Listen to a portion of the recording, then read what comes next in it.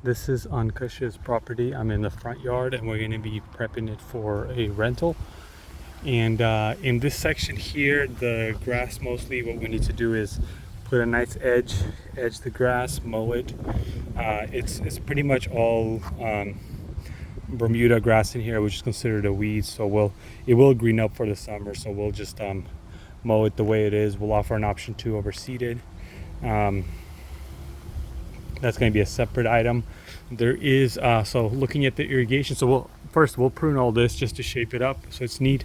There are 2 drip lines running here. They're separate. There's one here and there's one here. This one is related to that area, and then this is all I could find is that it's for this planter bed. I capped it because it was damaged here, so we're going to need to just bury that so it's not sticking out. And then as it goes to that lawn from here, it's cut off, and then there's no connection to this. I could not find a way to connect all the irrigation line to the back bushes all the way in the backyard too. Best I could ascertain is that drip line needs to be connected, and we need to run a new drip line all the way across, and it's going to end at this bush right here to water all those shrubs. That's what we're going to do.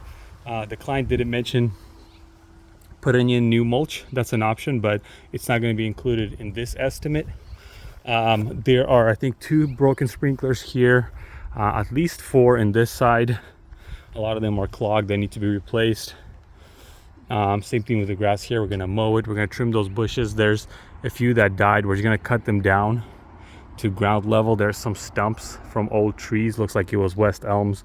We're just going to cut down the volunteers growing from the bottom. We're not going to remove the stumps for now. We're going to blow the debris out of the planter beds. Prune these shrubs right here.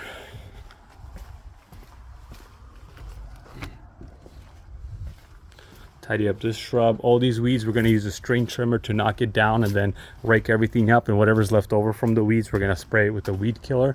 So there's a bunch of volunteer growth from old trees that were cut down.